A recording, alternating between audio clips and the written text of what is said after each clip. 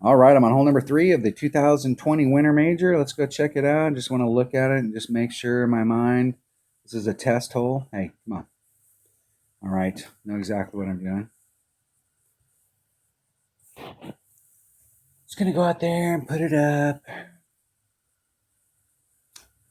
I'm going to bring an extra mile, and I'm going to bring one of these rose balls. I bought them just for this because it's got the 2 side spin. In my practice account, I'm having to use the present ball, which isn't a bad ball, but it only has 1 side spin. And while on this hole, you could probably get away with the 1 side spin. Hole number 9, it works better with a 2 side spin ball. All right, I think that's all I need. All I need is an extra mile and a big dog. Better make sure I put that in the bag. And that 5 power ball. All right, off we go. Need to get an eagle here. This is definitely an eagle hole, and I have to get an eagle on it. You can't look. You've got to think of the par 5s and Playdemic and Golf Clash as being eagle holes. And there are several holes in the game that are super tough to get eagles on. There's not very many, but there's a few, and this is one of them.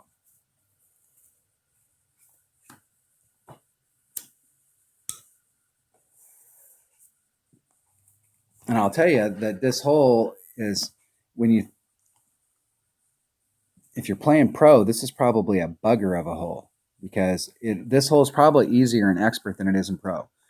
Because in pro, the winds aren't going that much faster than what they go on rookie. And so the distance back from the second tee, really, you can really feel it. But when you're an expert, the winds are going higher, and so you can get more done. Hey, I already picked the ball. Jesus. We've only been playing this game for how many years, and they can't figure that stuff out?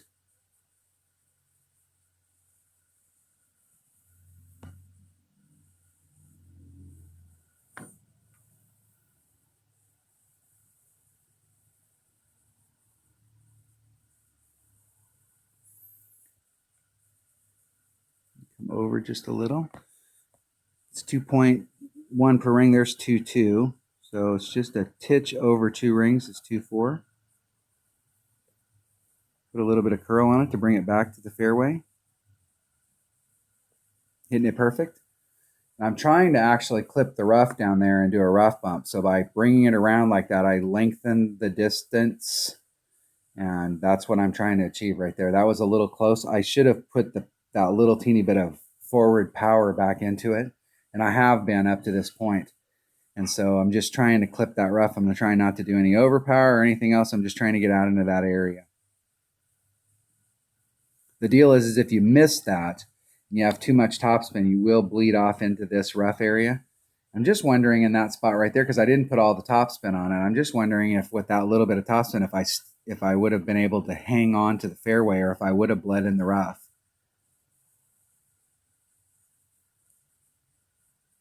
Because I'm going to have one heck of a shot with my big dog here. It's going to be way down there.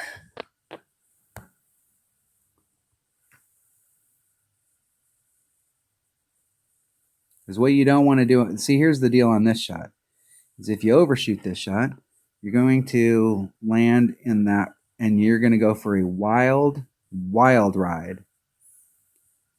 So what I want to do is I want to come up here. It carries a little bit farther down in that hole, and I do not want that wind. I want to adjust for that wind. I'm going to take the wind out. And I'm going to put curl on it to bring it back over there to the fairway. Hitting it perfect. See if I have enough to rough bump it out and to get me some forward movement. And I still have some serious work to get done. Serious work right there.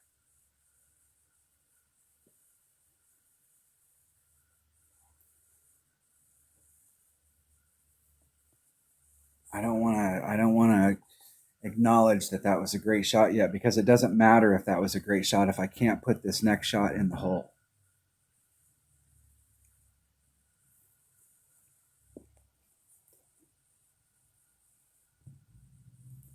And by no means is this next shot give me.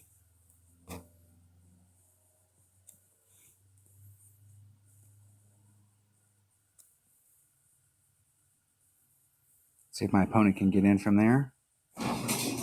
Not with a 2-ring great to the left, or excuse me, right.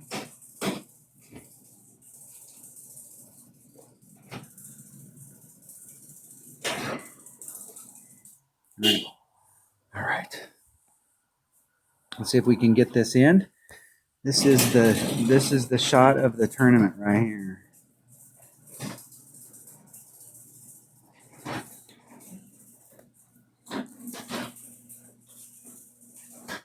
This is the shot that counts. Go right on the edge right there, but I want to stay in the cup. You need to hit this shot perfect.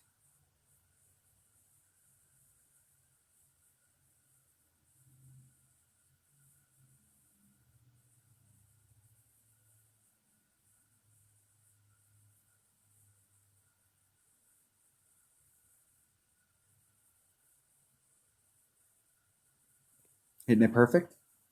See if it gets in the cup. Get in the cup. Woo! That's what I'm talking about right there. In the... I think it is.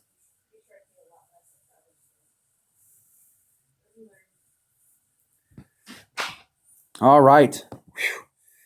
My wife came in, came out, came back in the door, opened the garage door twice, standing over my shoulder, watching me do the deal. I'm like, oh my gosh, I'm just trying to make this shot.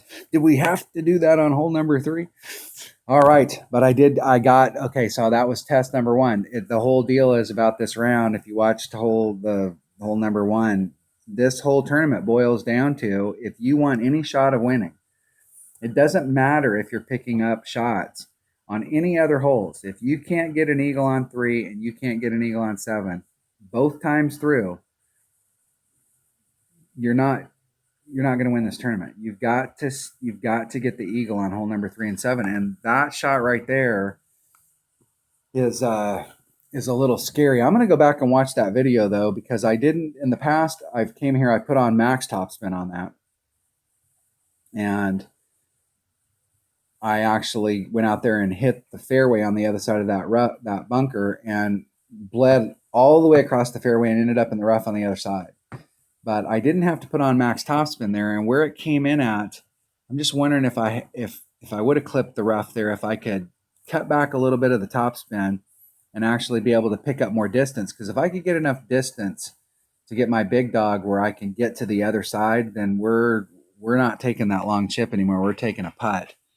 So I still have work to do on hole number 3. Hole number 3 and hole number 7 are the holes I'm working on. The rest of these holes, I'm just trying to tighten up my notes, and I'm not really concerned about the rest of these holes. But 3 and 7, those are the holes that I'm focused on right now, because those are the holes that are going to win us or lose us this tournament. All right, that was hole number 3 of the 2020 Winter Major and the opening round of the Rookie Division. Thanks for watching.